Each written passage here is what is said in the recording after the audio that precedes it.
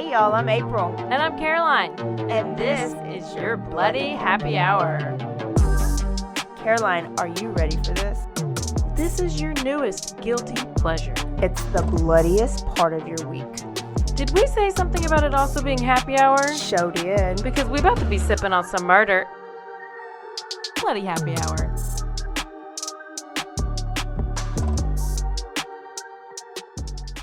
Hey y'all, this is April. Hey, it's Gwen Shamblin. Gwen.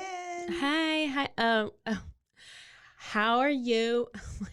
No, you're rusty already. No, I know. Praise God. Praise God. There we go. You found it. I had to lengthen the ah. The ah. Praise God. Did you know that I Googled how do you learn how to speak an accent? Of course you did. Why would I not? And there really is, like, you can really learn how to do it. Really? Yeah, there's certain ways that your mouth moves and like your tongue. And then I felt like I was. Put your focus in. It switches like really fast. Like just within minutes, I'm onto a completely new topic. Welcome to my life. Welcome. Yeah. So it is Monday for us, Thursday for you guys, and it is the Monday after Super Bowl. Now, I'm not hungover. Caroline, are you? No. I think I'm just a little bit too old for that. Yeah. Plus, it was like I had to go to work that Friday. I was not 2 days. I can't do 2 days. No. Mm-mm. Mm-mm. But what about? First of all, I have to say that was the shortest Super Bowl ever. I don't think I've ever watched a full Super Bowl. Oh. And I watched the full. Though?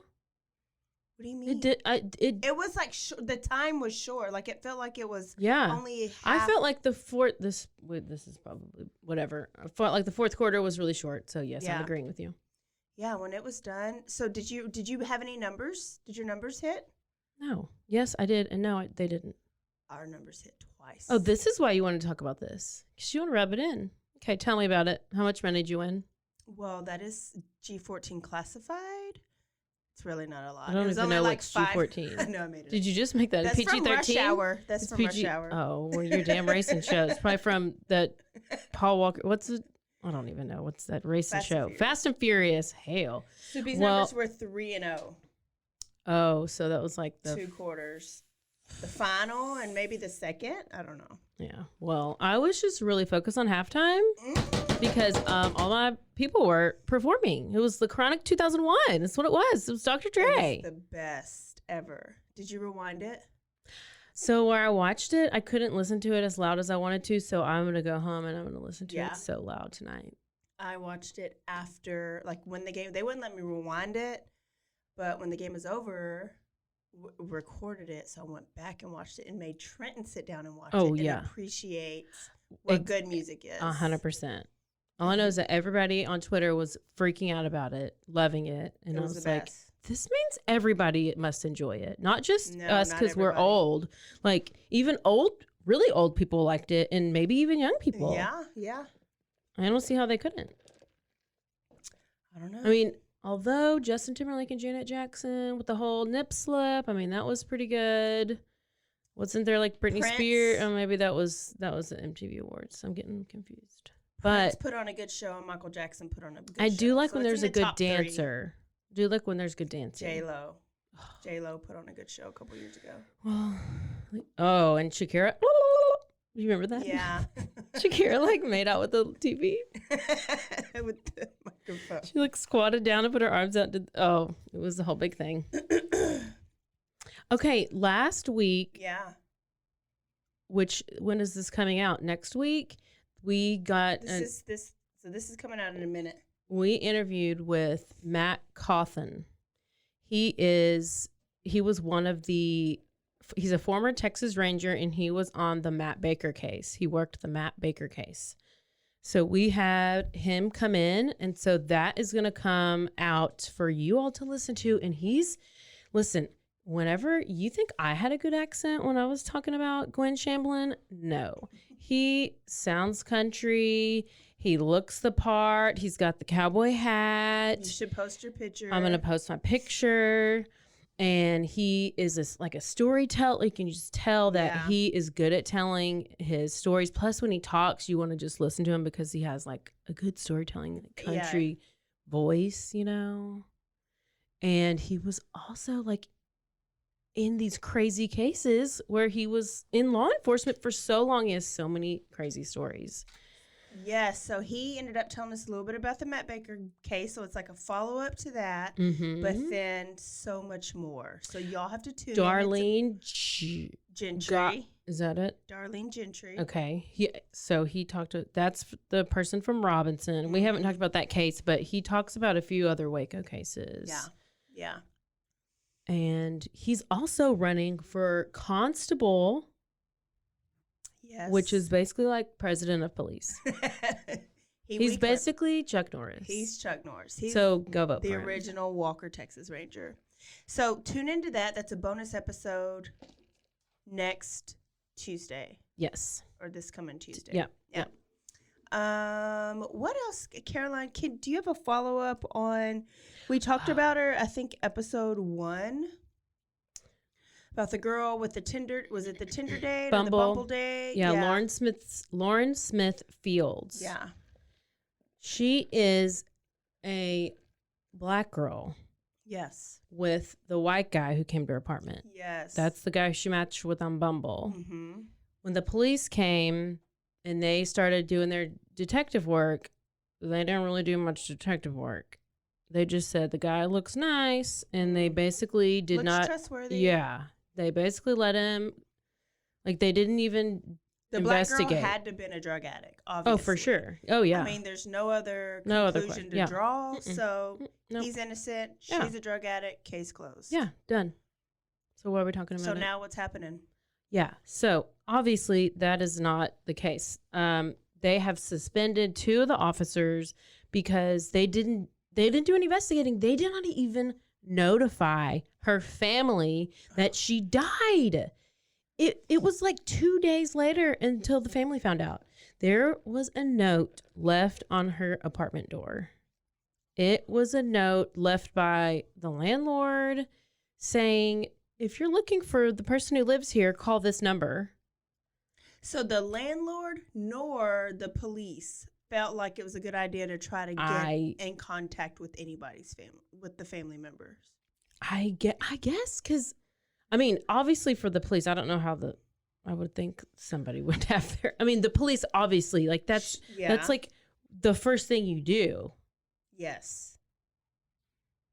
I mean, how is that even not an option? So is the body just at the coroner's office still? Like, nobody even came? Well, exactly. But don't you have to have permission of, like, permission from next of kin to do like an autopsy or to do stuff with the body? I mean, you don't. I would think you would have to have permission. So if they did stuff, then they didn't have permission. Mm-hmm. And apparently, this isn't the first time. It's just coming to light. It's been happening for a while. This is in Bridgeport, Connecticut. There was another person who they mentioned. I can't think of her name. But it was the same situation. She was a black person with all these white cops. So it's it's race. It's racial. It's clearly that's the only, it's so blatantly obvious because they just completely went the way opposite way of what you're supposed to, like, no, not at all. So and it sucks for the guy. I mean, okay, I'm not saying it, just because even if he were to have nothing to do with it, now he even looks more obvious just because the police screwed. I mean, yeah. Sucks for the family. Sucks for her. Yeah. Because they let everybody believe that she overdosed on fentanyl, which she did, but she was probably poisoned or she was clearly poisoned. I mean, I'm a detective right now. She was poisoned because she's throwing up. If you're this guy and this girl's like throwing up sick, and you're at her apartment and you've only known her for 3 days and you only talked to her through like Instagram Messenger, like DMs, and you're gonna like, she's gonna be throwing up, and then you're gonna stay at her house and like put her in her bed and then sleep next to her. Like, wouldn't you say, I think I'll leave? Like, let me see back. if you're okay. Remember, are you gonna be okay? Yeah, like Do I need to call somebody? Or I don't want to stay with you if I don't even know you're throwing up. I'm trying to leave. I'm not going to sleep in bed next to you. Yeah. If you're sick and throwing up, I don't know you. Caroline's so nurturing. I'm like, no. But anyway, it's crazy. Yeah, you should tag that, put that article on our page, and then we need to tag Bridgeport, yes. Connecticut Police Department, because they're ridiculous. Yeah, it's real bad. Ridiculous. Okay. So let's hit it with the cults. Who do we have today? I got a guy named David, but it is not Parker Ray. It is not Parker. He is not of the Carishes. His last name is Berg. Oh. So I'm going to talk to you about the Children of God cult. Have you heard of it? Well, actually, yes, I have heard of it because I'm trying to research a million other cults right now. And I think I've heard of every single cult. I will be so glad when the cult month is over. This agree. This was a hard story. Listen, next week, I'm sorry, but you're probably going to get one you've never heard of. Good. That is probably the smallest cult case ever. The cult lasted 4 days. The cult lasted 4 days, and it's mine, and I created it, and it's already over. Some of them are so difficult. I can't even. I feel like that I'm listening to like a different language. Sometimes when you're listening to it. Like, what's ideology and all this stuff? All this here. I'll be talking like I'm Steve Harvey. Sorry. Go ahead. Okay, so David Berg. He was born in 1919 in Oakland, California. Everything happens in California. And actually, my brother-in-law just moved there, so now I'm paranoid that he's going to join a cult. For sure going to be in a cult. He wouldn't, but his girlfriend probably would. Well, he would do it with her then. Yeah. Unless he's banned and she just goes on her. So he came from a very religious family, kind of like Marshall Applewhite did. So his family was full of pastors and like these evangelists, which we know televangelists, but they weren't really on television as much. They just kind of traveled and talked about things.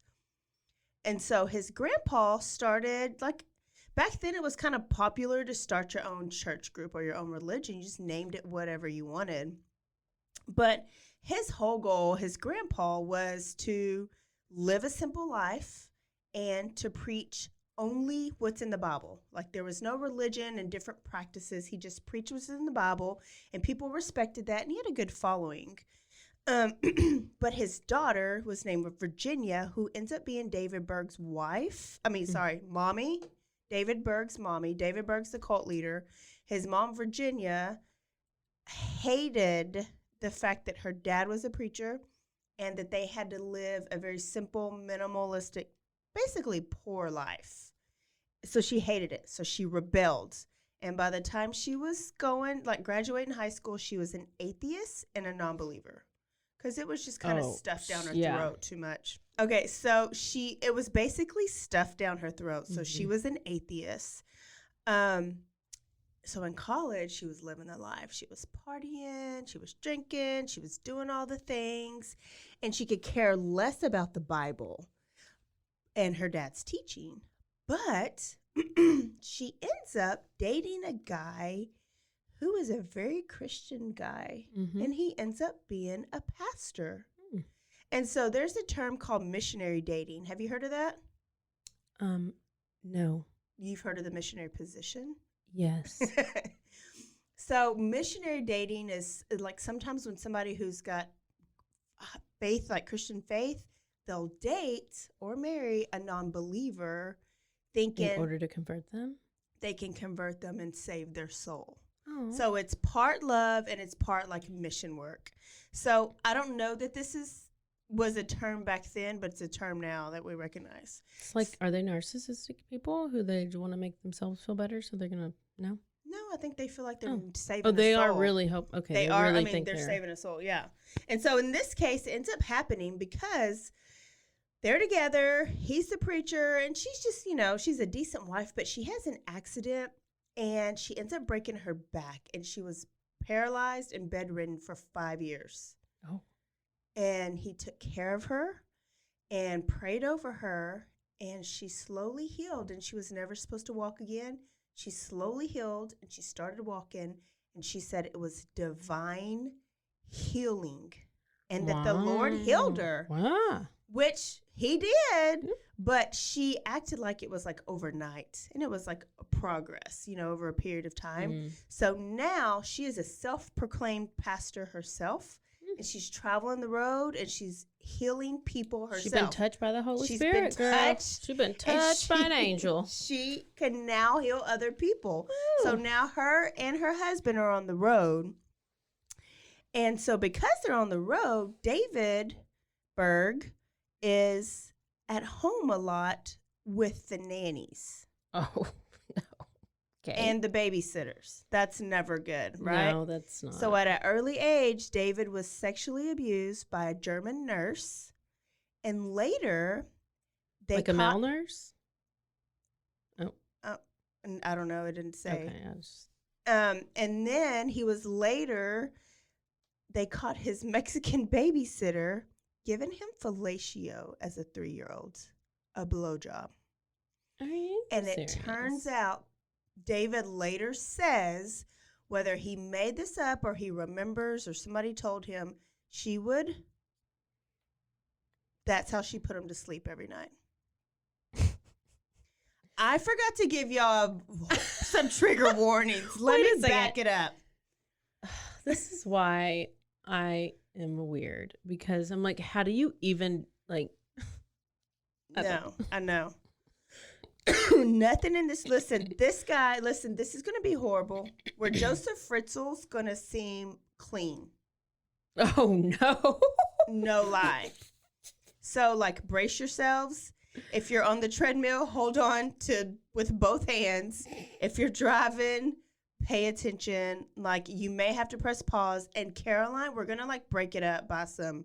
Oh, if you hear random music. Yeah, that's us, like, just trying to give you a little brain break from this. The whole time I was researching this, I was like, why am I doing this story? Why am I doing this story? So let me get back to it. So I'm going to make people feel uncomfortable when I'm going to tell random jokes. They're going to be mad. Well, or we'll just play the music. Okay. Either or. Because I don't want that lady on Facebook to be yelling at us again. Oh, she's going to yell at us anyways. She's ugly. So I just told her to listen to another episode. She's going to listen to this one.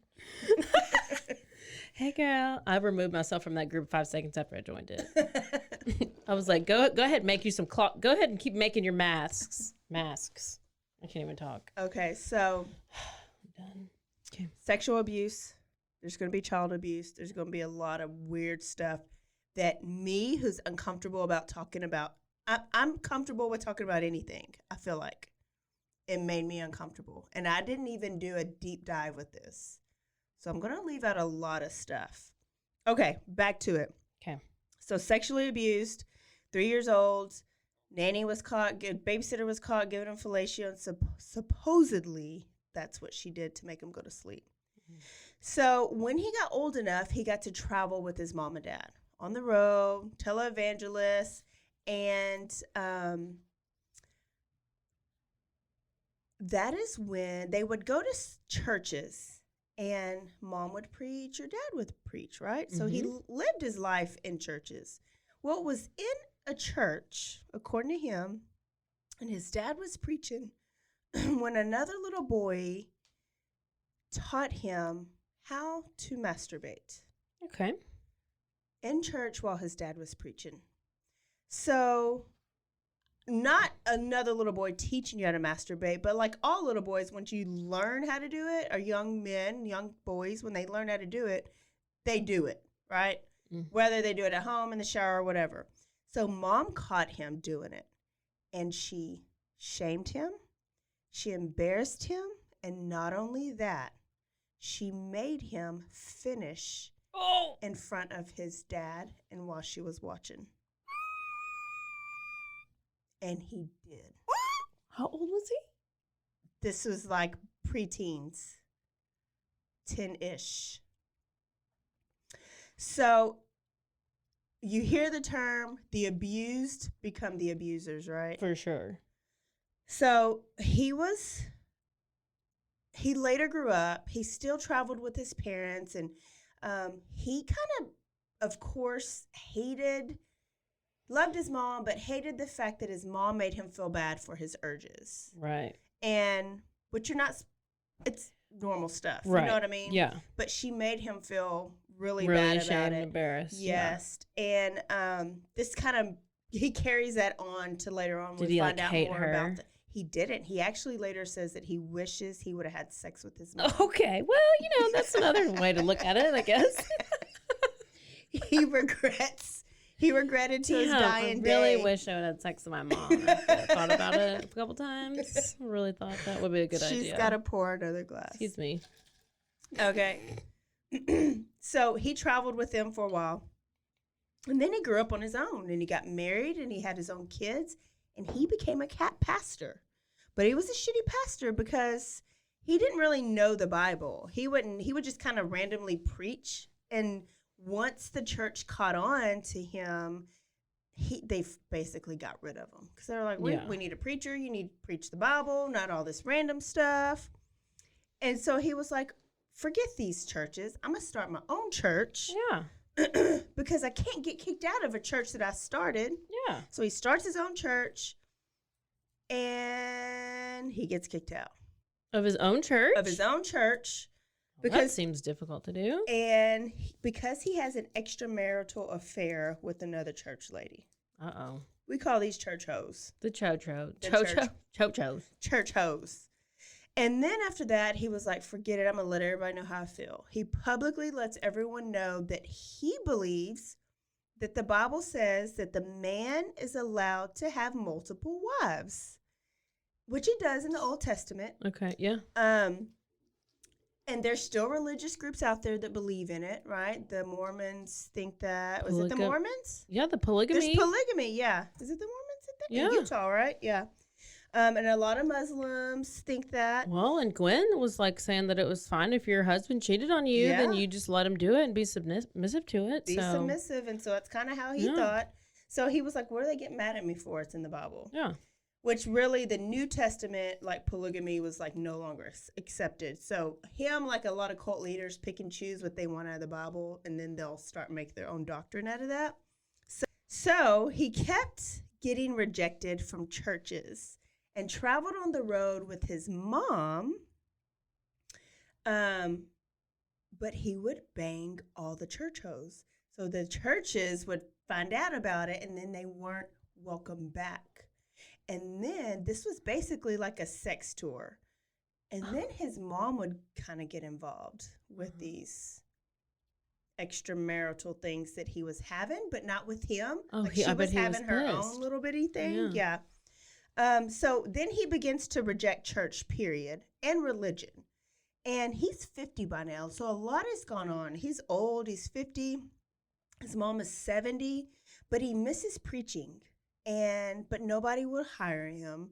So in 1968, him and his wife create an organization called Teens for Christ. Mm-hmm. And it's basically his kids, and they're singing, and they would go to the beach, and they'd evangelize on the beach during the day, and they would sing in the evening, and David's mom would like preach, and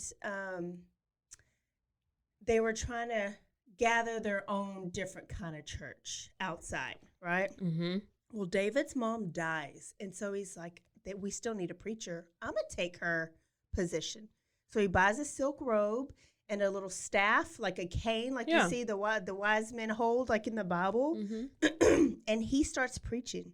And he's preaching peace and Jesus and free love and F the government and telling people to join him. And you know who does? Rose McGowan and Joaquin Phoenix. Later on, they do. The hippies. Oh.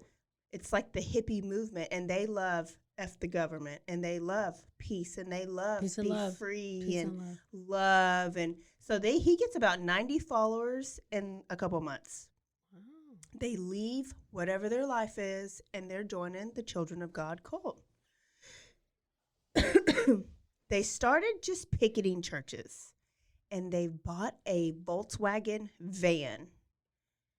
That's always a cue to me. Like, if anybody asks me to get in a damn Volkswagen van, it's a cult.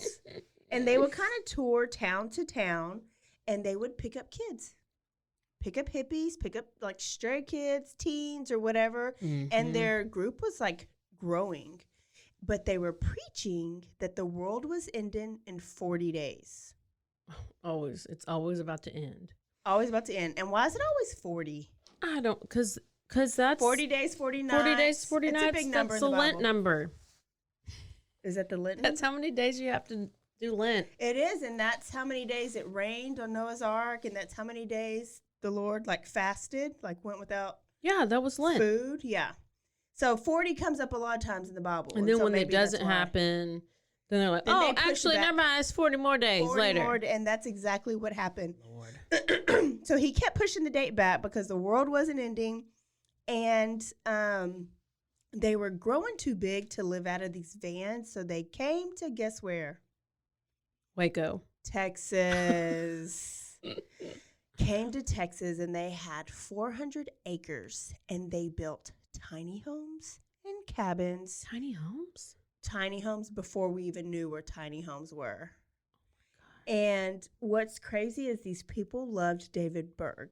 And all these people that are in this cult, they feel like their life has improved. Because you got to think about it. Some of them are homeless. Mm-hmm. So it's about the timing when they run into these people, right? They're homeless. Now you're with this group and you have this new family. Maybe your family rejected you. Some of them are on drugs. And now they're in the middle of all these acres in Texas. They don't have access to drugs. So now they're clean. Mm-hmm. And now they have a purpose in life because they're spreading God's word. So just the fact that the world hasn't ended 2 years later, they don't care that, David's got some bullshit dates. Yeah. They're just like, we're doing the Lord's work and he saved our life. So they're committed to him. He saved their life. Basically. In their head. Okay. In their head. And there's not much craziness going on now. Now he's just kind of like grooming them. Yeah. So there was a sermon, and after that sermon, he came out and he says he is now Prophet David. And what a creative name, Prophet David. Prophet David. Okay. And he walked in front of his followers with chains around his ankles, around his hands, around his neck. And he says, this right here, these chains is what marriage does to you. So right there in front of his wife, he denounces marriage. Oh, no. And then he gets rid of his wife, and he starts a relationship with his 19-year-old secretary named Maria, but I'll refer to her as Karen because Karen is her real name. Maria was like her cult name. Okay. Well. So his kids with his first wife are like older by now. He's 50-ish. He just married a 19-year-old. And like his wife, Jane, is just stuck. Yes. They eventually do get a divorce. And then he gets all these other wives, right? And then he moves off the commune and he gets an apartment in Dallas. And this is where he kind of started his swinger, but he calls it sharing lifestyle, where he shared his wives with all of his neighbors or anybody that kind of wanted to come over. That's what was going on at David's Dallas apartment. Okay. And I don't know why these cult leaders do this, but they kind of start pulling back a little bit, and they'll communicate through letters or videotapes. Like Marshall Applewhite pulled back, and he would just like write letters, or he would sit. So David kind of pulled back, and now he's writing these letters called Mo letters because now he wants to be addressed as Moses. He thinks he's Moses. Oh, see, there we go. And now a word from our sponsors.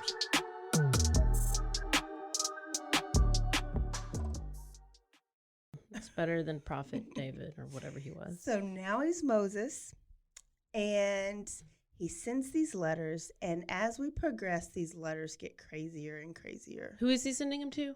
His followers. Oh, he's just sending them to He'll send them to his followers, and they're read, and now it's like, now here's these new rules called Mo letters. Oh. All right. So here comes Dog the Bounty Hunter. Oh, here he comes. Or the black version of Dog the Bounty Hunter. His name is Ted Patrick. And Ted says that his son came home real late after curfew on 4th of July. And when he asked his son where he was, his son told him that there was a group of people in the park that had Bibles, and they were telling them that Jesus died for his sins and that they have a place for teens like him, and it's not at school and it's not with their parents, and that if he goes with them, they will guarantee a great life. So this was David's people trying to recruit in the park on 4th of July. Well, this sounded real sketchy to Ted Patrick. So he ends up finding out that 52 kids and teens went missing that night from that park, that they convinced these teens to come with them, and now they're missing. So what he did is he was DTF. He was down to find these people that were luring these teens. Yeah. And he found them, and he acted very interested.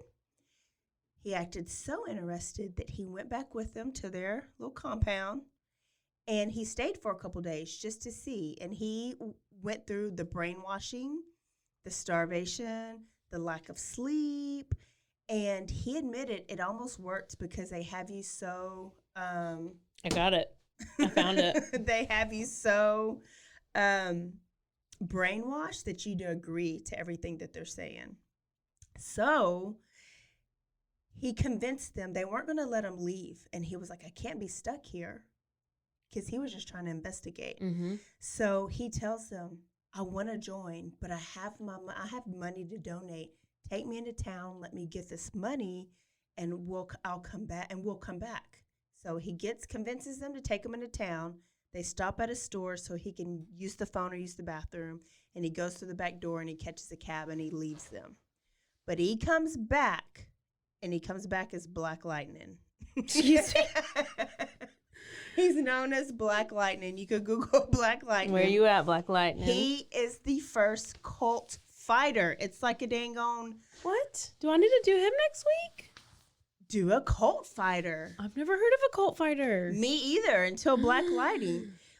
And what he would do is now he would sneak in the commune at night, and he would kidnap all these teens that have gone missing, and people would hire him. So he was a bounty hunter, but it was like a reverse form of the bounty hunter. Oh my gosh. So he ends up getting 1,000 teens rescued from the compound.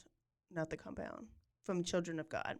And luckily he does, because they're about to go through some shit here soon. Oh my gosh. Okay. So one of the teens that he rescues shows him one of Mo's letters.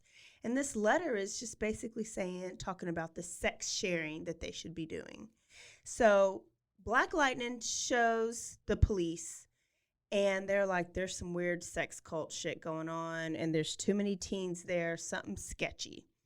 So now they're involved, and they're wanting to come after David Berg, but instead he left. He took a bunch of his wives and his kids that he had had before, and some of the members, and they left.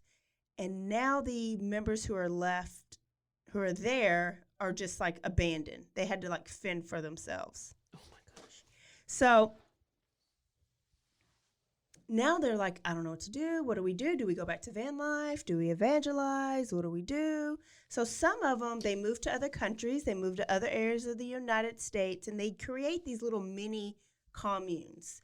So now it wasn't just this one main commune. Now they're all over the world, not the United States, the world, like in multiple countries. And they're still communicating with David through Mo letters. So now he has like this empire all over the world, and he didn't even mean to. They did use stamps. So one of his daughters ends up in Libya, and she is evangelizing to some Muslims. And she said something happened, and she ends up sleeping, going home and having sex with one of these Muslims that she was evangelizing. Yeah. And so she called up her dad, because it was a rule. He needed to know about everybody's sexual encounters because he's a perv. Yeah. And she was like, Dad, I feel horrible. I had sex and I didn't even mean to. And he goes, well, actually, God told me that we should be using our bodies to give people saved. So you did right. And basically, we need to bone them into salvation. Bone people into salvation were his words. This is the grossest. That's a good relationship they have. It seems healthy. Very healthy. Yeah, it sounds healthy. Did he ask for a video after this or anything? Not yet. Okay. Not yet. All right. So he later terms this as flirty fishing. Is that the next website that I'm going to find? That I'm going to use to find my future husband? Flirty fishing. Okay. It's like plenty of fish / Christian mingle. Mixed together, and it's called flirty fishing. So his daughter basically gave him an idea, and he was like, ooh, could we get more followers if our people who are evangelizing are actually giving them sexual favors or just having sex with them? Of course you can. Yeah. And they do. Yeah. So he sends out a new letter, and here's their new cult tactic, is he sends women into the world to evangelize and to sleep with men or women or do sexual favors in order to bring them back into the group. I'm going to tell y'all, if y'all try to say I'm going to want to be in this cult. Neither one of us are going to be in this cult. I will not allow it. This is horrible. So he also encouraged people that your partner is not your partner. Your partner belongs to the cult, and it's everybody's partner. So if somebody else wants to have sex with your partner, you allow it. Yeah. So now there's flirty fishing, and now there's partner swapping, and that nobody should object to this because you should be able to go all the way for Jesus. Oh my gosh. Quote unquote. Like, who even wants to follow this? Up to 500,000 people. I just don't understand. I know. This is... And this isn't even like the worst. Like, there's even one that's worse. Yeah, yeah. And like, what was the other one? There's just anyway. The NXIVM? Was it the NXIVM? No, it was a different one. Okay. So, remember they ran from the police or whatever. So they end up going to this island, and this island has a name, but I can't remember her name. And so he sent all his women, like his concubines and his wives, and he's like, go and screw everybody you can. Yeah. And they do. And so they basically take over this resort. He's just trying to multiply. Yes. Yeah, yeah. He's trying to grow the cult. Trying to grow the cult because every new kid is Jesus's baby. Yeah. So they go to this resort, and they have sex with the wait staff, the clean people, the maintenance people, and they get them to join. So now they have this resort at this beautiful island, right? Mm-hmm. And they get new members, and they start advertising. Mm-hmm. Come to this resort. Come to this island. It's basically a brothel, but it's free. You don't pay for anything. Mm. So it's like a vacation. It's a vacation with perks. It's an all-inclusive vacation that's free. Yeah, I mean, sounds good. They get a bunch of new clientele. See if this sounds familiar to you. Okay. They are rich. They're important. Clientele. They are people in the politicians. In politics. Jeffrey Epstein.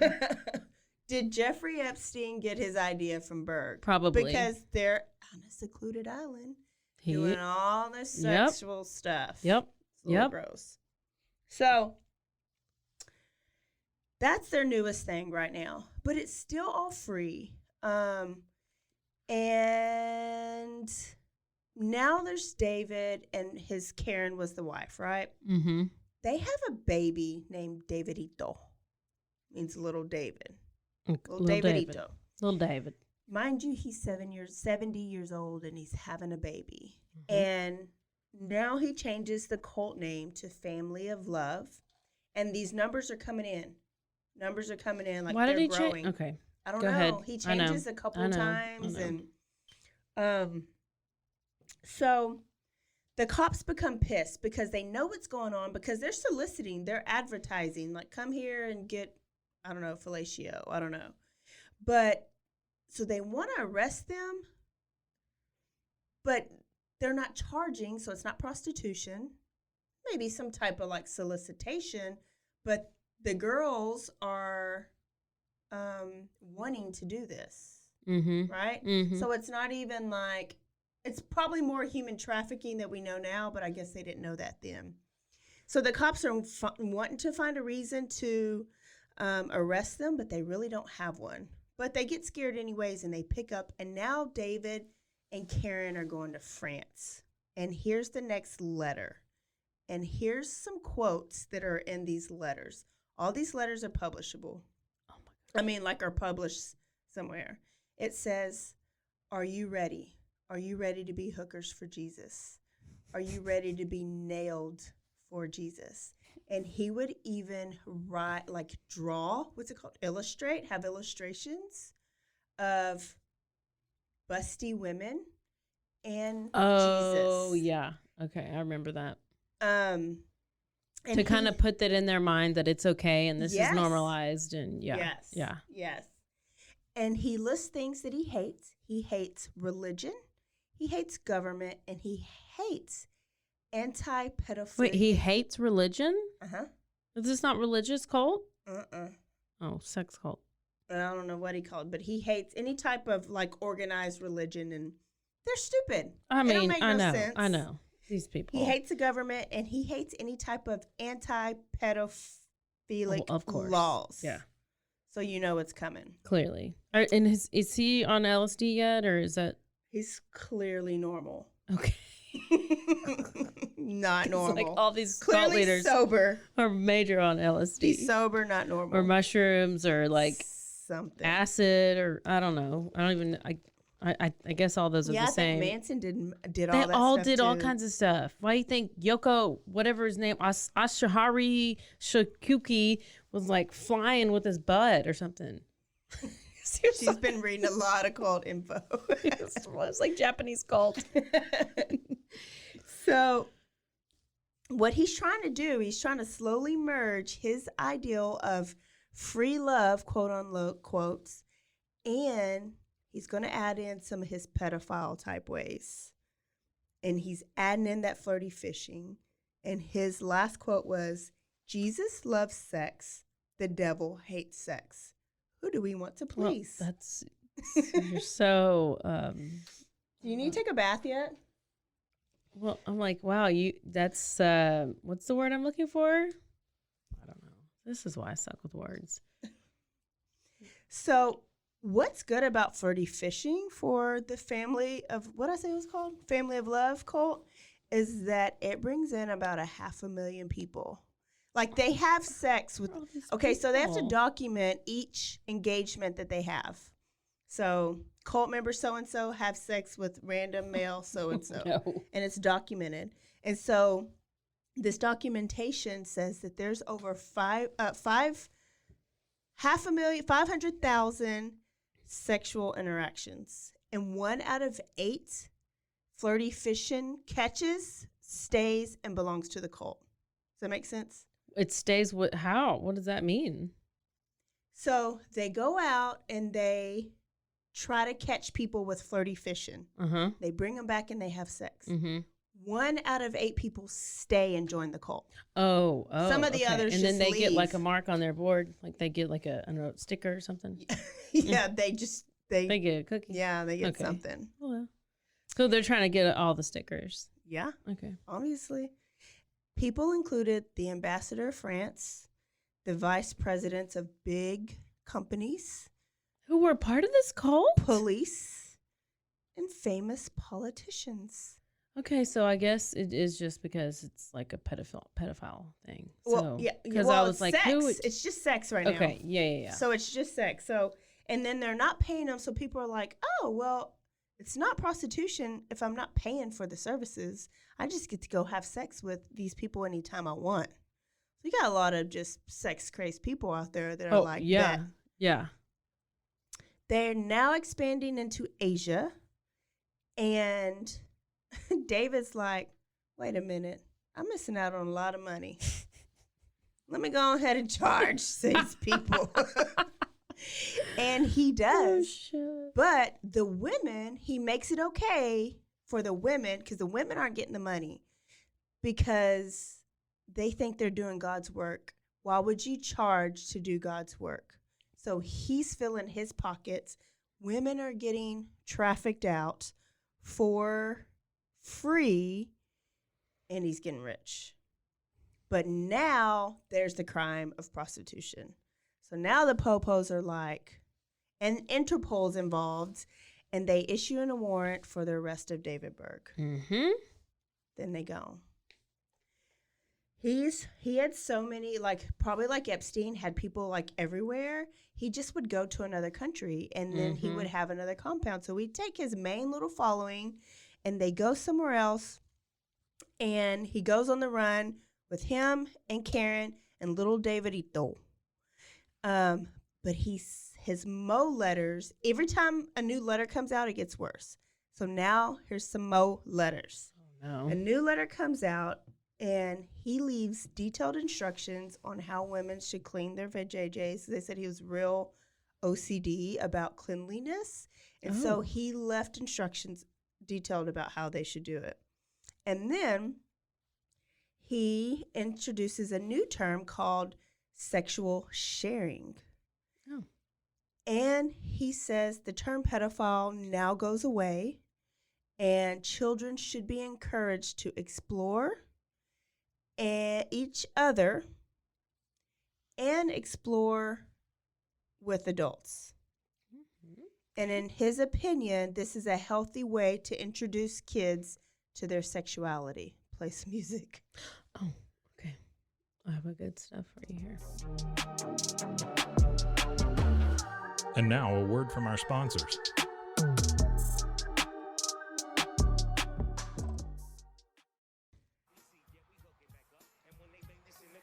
You got to get up.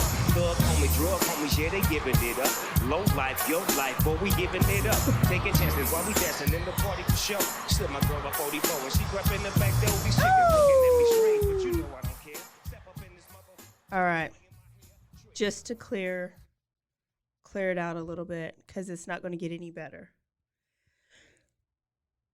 So this stems from him being sexually curious, right, when he's little, and his mom slapping him and embarrassing him or whatever. So he feels like maybe all kids feel the way I do. I'm letting them be free. So now he's saying, your rules are, our new cult rules are, you're to wife swap with anybody in the cult or anybody outside of the cult to bring them into the cult. Sex within families is a new rule. It's a new rule. Is a new rule. Okay. Yep. So sex within families. Lesbianism. Should occur. Should occur. Okay. Should. And all these things should not occur in the privacy of your own place. It should occur in the view of others so that others can watch, learn, and critique. Okay, so he's like the creator of Pornhub? He created Pornhub. Okay. All these things are happening in the view of the other cult members, so they're watching. So the adults are watching the kids engage.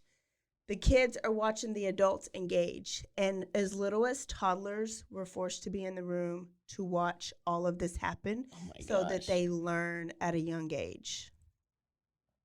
Oh, no. Take a drink. Things that were not allowed was homosexuality. So lesbianism is good. But isn't that what? No. It's different to him. Homos are guys, lesbians are girls? Yes. Okay. So because he liked to watch, he probably didn't want to watch the guys on guys. Yeah. He wanted to watch the girls on girls. So guys on guys, no. Girls on girls, yes. Also, women were not allowed to say no because it was their purpose and their calling. Yeah, what else were they here for? Yeah, so 2 rules right there. He likes a lot of rules. He does. He's very ruly. So as he started introducing children into his new rules, they started to break up families, and they would transport children like all over the world to go over here with this it's human trafficking, like at its finest. So he would separate the family, but the parents would letting them, because they were drinking the Kool-Aid. They drank the Kool-Aid, and so if they're, what did they think it was doing for them? Like, what was the point of it? It was all God's work. Okay. God loved sex. The devil hated sex. I mean, because the parents had to have been like, yeah, this is right. This is what we're all doing. Yeah. Okay. So some kids were transported to other people, and they had engaged in those rules with these other strangers. Mm-hmm. Sometimes their parents didn't even know where they went. And if the kids stayed here with their family, they had to engage with sexual acts within the family. So brother, sister, mom, daughter, daddy, daughter, mom, son. There were no boundaries at all. And what's crazy is this is how they blackmailed members who tried to leave. Because they would come in, they would join, and then they would make them part of one of these sexual acts where they would either watch or engage of something with the underage. And then if they're like, I'm not about this life, they said, oh, wait, but you participated. We have this on you. And they would say it's on video. So then they couldn't leave because they thought they would get arrested. Oh, my gosh. So some of them felt trapped and some of them didn't. So a good news is you had some people with some balls in this cult. And there was a big group of people that left. As soon as he started this children pedophile type stuff, he was like, a lot of the members were like, hell no, you're not touching my kid. Mm-mm. And we're gone. And that was actress Rose McGowan. That was her story. Yes. Her daddy was, as soon as it went left 14 times, the 14th time left. The 14th left, the daddy was like, oh, hell no. So if y'all don't know Rose McGowan, I know her as Sydney's best friend off of Scream. Yeah. Pow, bitch went down. Yeah. That was my favorite. Yes. So she has a book. She openly talks about how she grew up as a child in the cult. Yeah. But she does say that she was not abused because her dad was one of the ones. She was not sexually abused, but she was emotionally and physically abused. And sometimes if kids refused to take part, they would lock them in closets. I think that was kind of one of her abuse things. Another kid that grew up in the cult and later left, his name was Peter. And Peter later says that he didn't even think of it as abuse. He thought it was normal. Can you imagine, like, being born into the cult, being raised in it? He thought it was normal. Well, that's what I'm saying. To have sex with your parents. If that's how you're raised, how do you know it's wrong? How do you know that it's not what everybody else is doing? Yeah. It's like eating dinner you think it's what everybody else is doing. Eating dinner at the dinner table it's with like your if family. You think it's like normal. And if you get, I don't know. If you're abused, you think that's what everybody else. If your parents abuse each other, you think that's how everybody else's parents act. Yeah. So, and that's what Peter said. He says, I thought it was normal to do that with your parents. I thought it was normal to do that with other kids and for kids to do that with other adults. And he said when he was at 11 years old, he did it with he had sex with a 28-year-old woman. And everyone in the room was watching and they approved and applauded him for doing it. And he later finds out that his mom was in the room watching. Oh my gosh. Do you need to play something? I don't. Yeah. You need to give me more of a warning.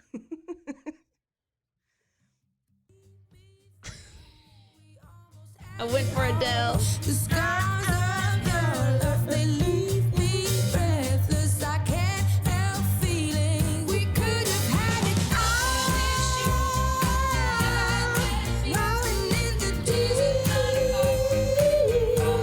You have my heart. We do not have rights to any of this music. So here come River Phoenix and Joaquin Phoenix. Yes. Famous actors. River was too, right? Yeah, I feel like I'm picturing him in my head, but I don't think it's the right person. He was a lot older. I remember him like when I was younger. So their family were members of this cult. In an interview later on, River admits to being abused starting at the age 4 through the age 10. He later dies, and he said that affected every relationship. He never got over the trauma, and he later dies by overdose. He just doesn't recover. Yeah. Many of the children of God, many of the kids that were the children of this cult, also later committed suicide or overdosed because of the trauma. So River was really open about it, but Joaquin has never really said much. So whether maybe he was too young to remember or too young to maybe be a part of it, or maybe he just hasn't come out and said it. Doesn't matter. It's his business, right? Right. So let's go to Davidito. That's David Berg's son by Karen. So David Berg was actually 70 when he was born. So it most likely he didn't actually father Davidito.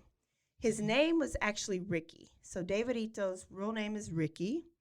He was born when they were on that island, and he was actually the son of a wait staff named Carlos Rodriguez. So Karen, of course, shared with other men in the resorts, and because this was so well documented, it was traced back to the time who she was having sex with the most at the time, and it was Carlos Rodriguez, and his real name, the little boy's real name, is actually Ricky Rodriguez. So when she had Ricky, I'll call him Ricky now, David and Karen basically took him and ran away and changed his name and went to the other countries. So Carlos never really got to see his son. So from the beginning, David is like, this is my way to point out that my parenting skills and my way of thinking is true and real and good. So he had Ricky's caretakers abuse him at an early age like he was. So he had his nannies do what was done to him. And you know who they refer David Berg to a lot in a lot of the podcasts is R. Kelly. Oh. Because he did this nasty stuff too, but he was the abused that became the abuser. So all the things that was done to him at a young age, he turned around and did to these young girls when he had some authority. That's a whole nother episode. Cycle of abuse. Yes. Shit. So his mom ended up having to take over the cult because Big David was kind of getting old. And so she was absent. And she basically gave mothering rights and raising rights to 2 of the veteran flirty fishers of the cult. Their name is Sarah and Angela. And they were like OGs of the cult. They were supposed to raise little Ricky. And they did, and they did it the way David wanted them to do it.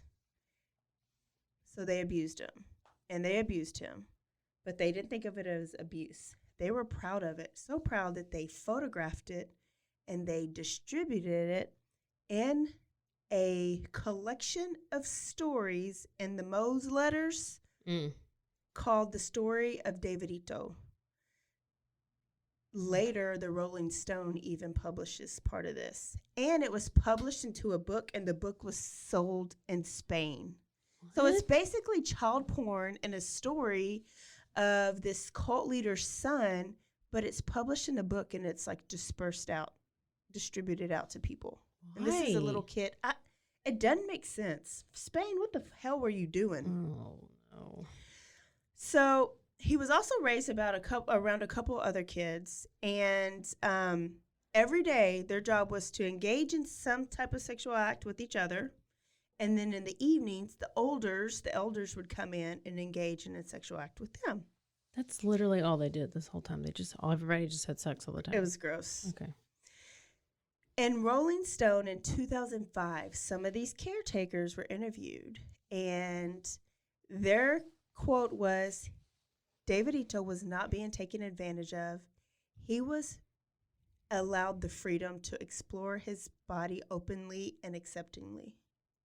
Okay. It's like, why aren't they in jail?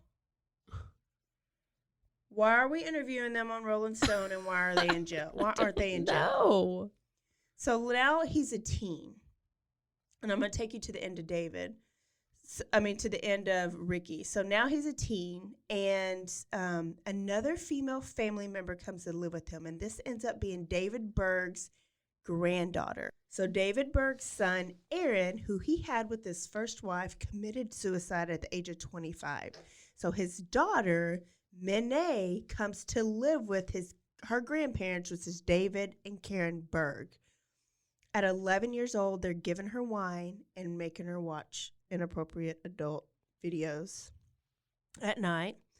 And then there's not an extra room, so David clears out his walk-in closet and puts her in the closet next to his room so that he can have easy access to her whenever he wants. Later on, they make Ricky and Minnie have sex all the time because it was encouraged because they wanted her to get pregnant so they can keep it in the family because it's cousin and granddaughter or something like that. It's just weird and it's gross. But this is what they were thinking, and this is what it's reported. Ricky hated it. Minnie hated it. And Karen, David's wife, becomes jealous of Minnie. She thinks that David's going to make Minnie his new wife. Mind you, it's his granddaughter, but he's capable of it. So she begins abusing Minnie during the day.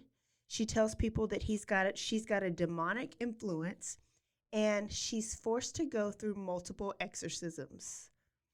And then at night, when she comes back to her room, David grabs her, and then she's abused by David. So Ricky just remembers hearing her scream at night for his help. Help me, Ricky, get me out of here. And he's trapped too, so he can't help her.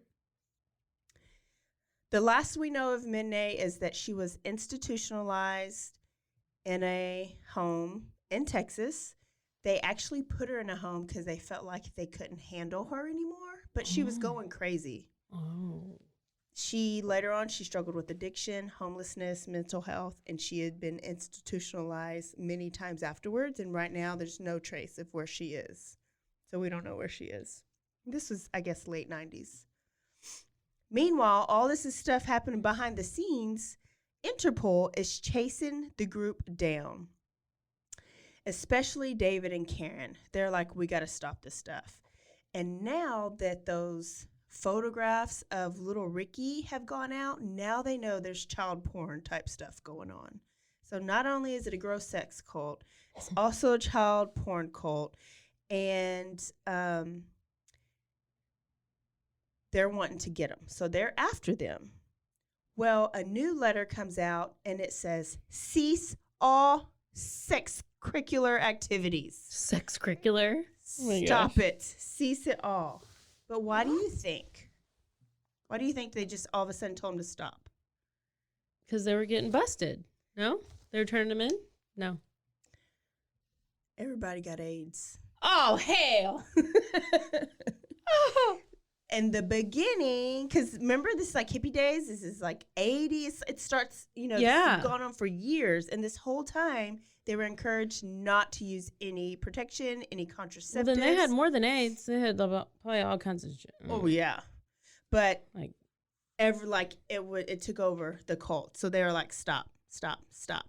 David and Carrie flee the country. Oh, good job. Way to be a leader. And they would go from country to country to country to country. I hope you got AIDS, internal AIDS. Yes. Or, wait, it is internal. Hope you got internal warts and internal gonorrhea and everything else. And 4 kidney stones. Those 4 kitties. Yeah, Oh. I've had ones. Oh my goodness. So when these countries find out that David is in their country, they try to arrest him, but it's been going on for so long. A lot of the times, the statute of limitation on whatever abuse is up. Whatever. I'm done with that. Or it happened in another country, but not in their country. So it was basically out of their, jurisdiction.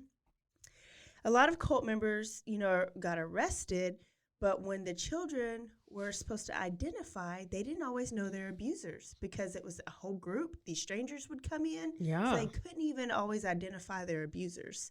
So a lot of people were getting away with it. Oh my gosh.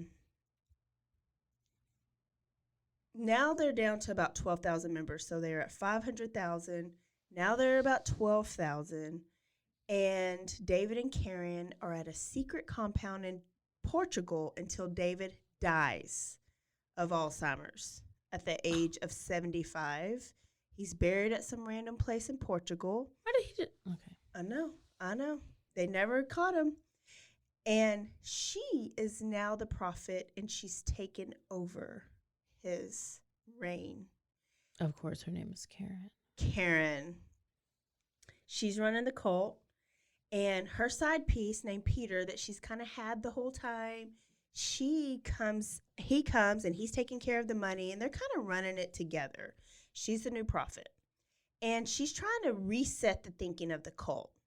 She's saying, if it's hard for you to do some of these things, visualize yourself with Jesus. And then that's when these letters started coming out with these sexual pictures. It's just gross. Mm-hmm. Don't even look them up don't look them up. I couldn't look them up. But she's just trying to make Jesus like this. It's just, you can't.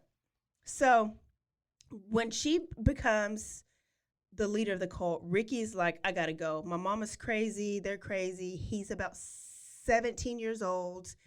She lets him go to Budapest, and he falls in love with a girl named Alicia, who's another cult child.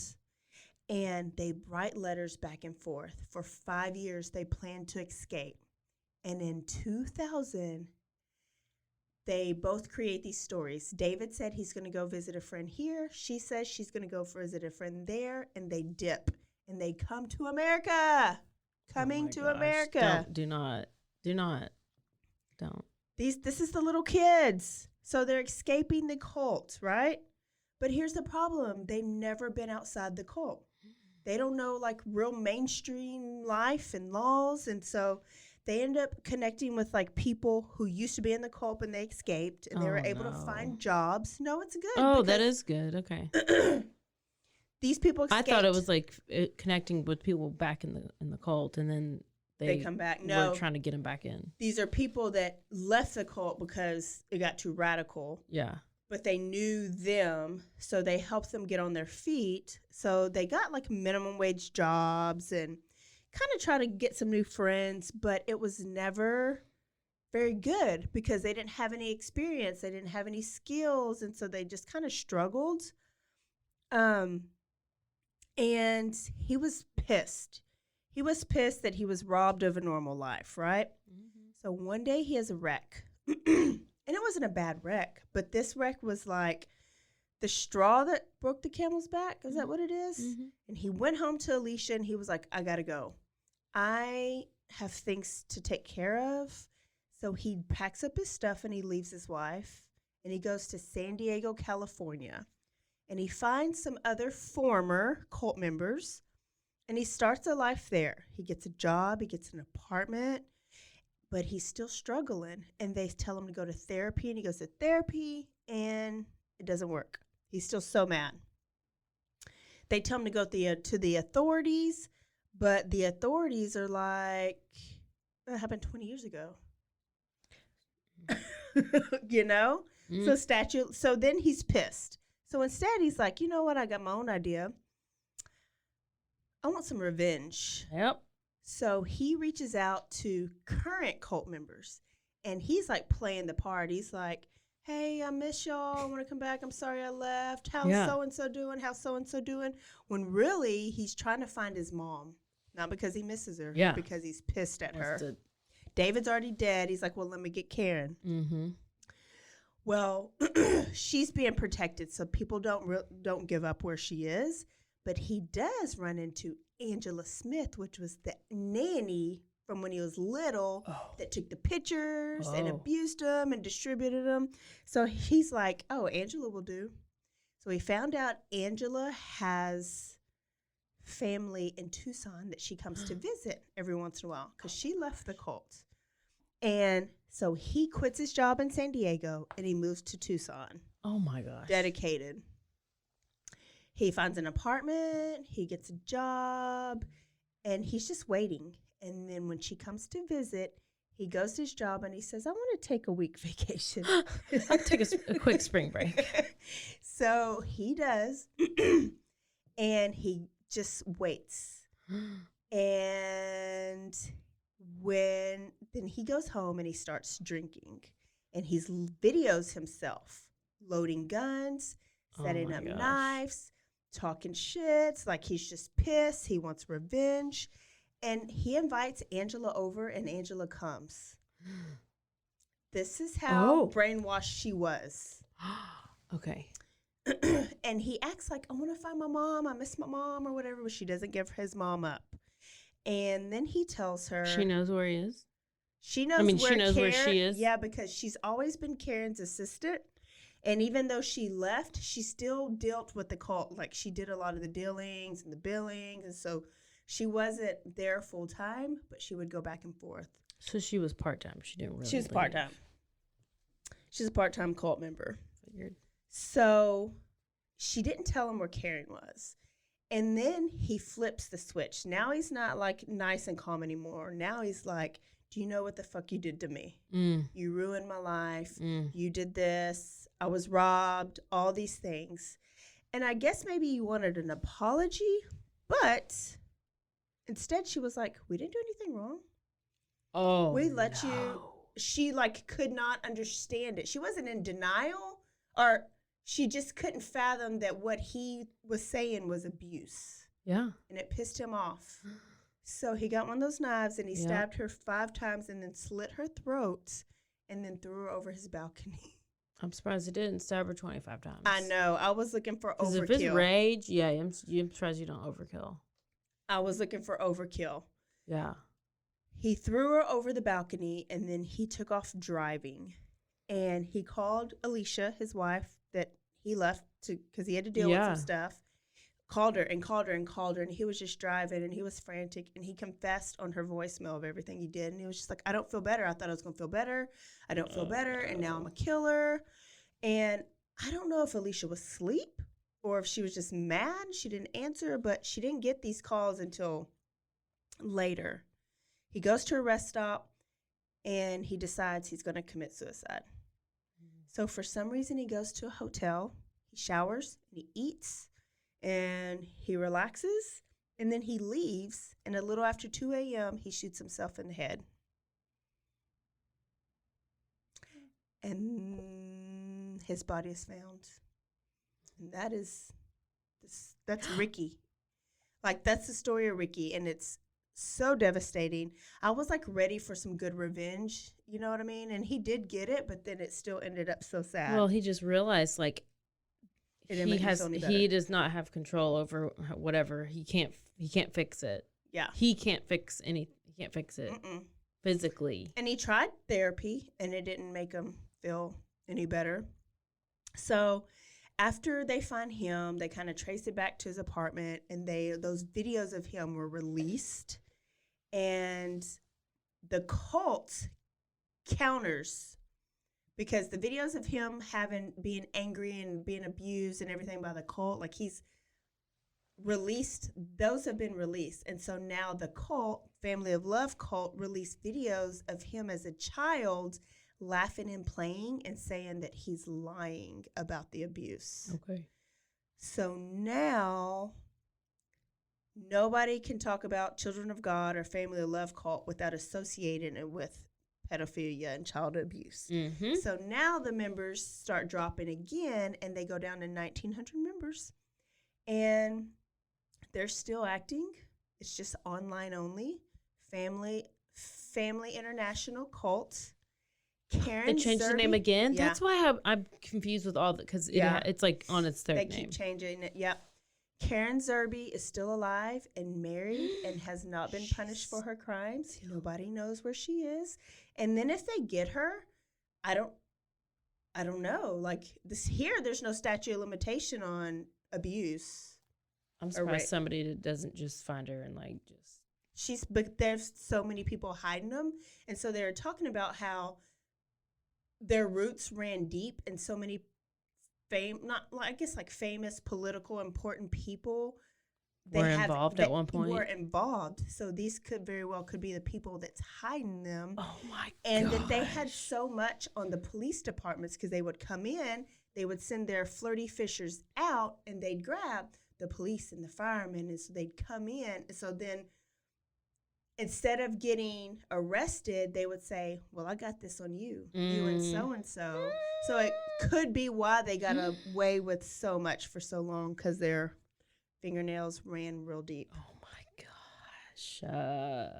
There is the horrible story of the Children of God / Family of Love / Family International cult, started by David Berg / Mo / Moses / Prophet. How many times do you change? The one I was thinking of was Rock Thoreau, and he did the Anthill Kids. What is that? Are you gonna do it? No, it's just no, but it's good. Too much. No, I mean, yeah, nah. Ooh, basically, all these women he had and people he had were like worked like ants for him, so he called them the Anthill Kids. The kids. They were called Anthill Kids, but they were like probably teens, and I don't know how old they are. I just kind of whatever. But you feel real dirty. Yeah, well, it's just like it just is like so out. I'm like, I just can't understand how you even get into that if you're not born into it. I guess like how do you just like let me just yeah. Especially the people that are just coming out of the normal world, right? And then they join, and then you just jump right into this. You know better. You know better than the ones that were born into it and did it for That's forever. why I'm like, there has to be like drugs, like a lot of drugs involved at some point. And there could have been. I didn't do a deep dive. But I mean, even with a lot of them, drugs. Well, there might not have been on that one, but on the other one that I was doing with the guy that was flying with his butt, like they were on LSD. That would have been a better excuse to do shit like this. You should play one last song. Good job. And you know what? This is the song I've been listening to right now. With the little girls. Posting in the back, diamond fangs in my grill. Brooklyn brim with my eyes sitting low. Every girl in here with me got. Do you recognize this song? Every girl in here gotta look me up and down. All on Instagram, cake by the pound. Circulate the image every time I come around. It's Jesus, the one where it goes. Y'all, that is it. You have one more cult story or a cult fighter story. Next week, one more. There's no telling. There's really but we're glad to get this month over with. We're real close. And then we're going to dive into some. What's next? A-team serial killers. Oh, gosh. Uh-huh. Okay. There is this new other Catching a Killer on Netflix. Have you started it? Yeah, there's only 4 episodes on this season or whatever. I've seen it. But it's they do BTK. That's one of my favorites because it's so intriguing to me how he was normal. He was totally normal. Yeah. And you would never even suspect that person like that. And he took a break. That long dormant period. But he was so I think he just wanted to get caught because he wanted to tell people about it. And he just like spilled all the, I mean, he did like, you know, the Zodiac killer never got real, well, I guess he did get caught, but was he alive when he got caught? No. When he recently we linked it. I mean, he didn't really officially get caught. We linked it to linked it to somebody, but I think he's dead. Yeah. But did they even release a name? Yeah, but I don't know. It just felt like, oh, that's boring. I mean, I don't know. It just felt weird because he wasn't alive and you can't really, I don't know. But with BTK, he totally like pled guilty. He was like wanted to talk like 4 hours worth of all of his stuff. Anyways, you know what gets me is he's still alive. ADT. He put in burglar alarms.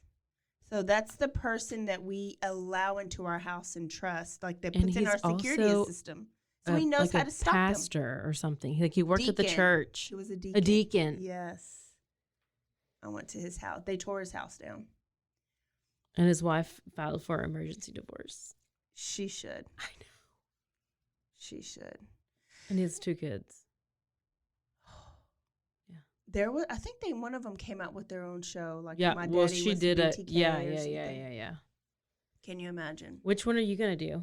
I'm gonna besides obviously Jeffrey Dahmer and Kemper.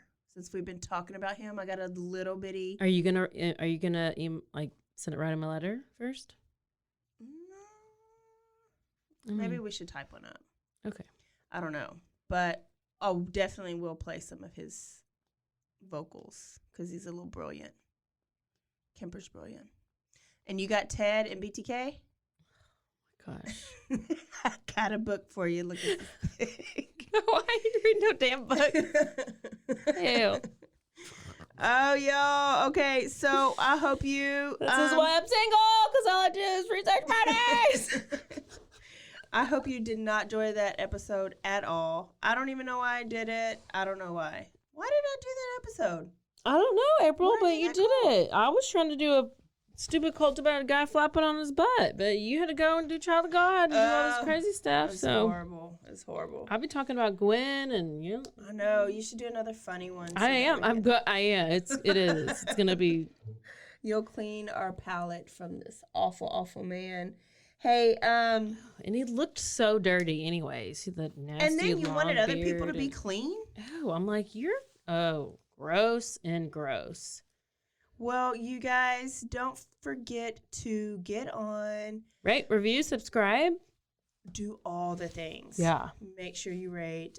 We got a great email this week. We will read it to y'all next week. We'll read the reviews. We keep putting those off, but we will do it. And always forget to stay aware, stay alive, and always be DTF. And don't join a cult. Don't join a cult. Especially if it has a nasty old man that's in charge of it and looks real gross and is probably going to molest you. Don't ever join it. Bye. Bye, y'all.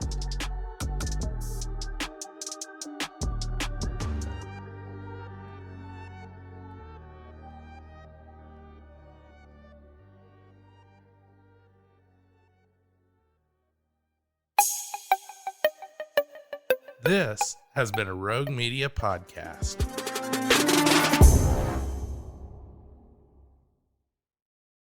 For the ones who get it done, the most important part is the one you need now. And the best partner is the one who can deliver. That's why millions of maintenance and repair pros trust Grainger, because we have professional-grade supplies for every industry, even hard-to-find products. And we have same-day pickup and next-day delivery on most orders. But most importantly, we have an unwavering commitment to help keep you up and running. Call, click Grainger.com, or just stop by. Grainger, for the ones who get it done.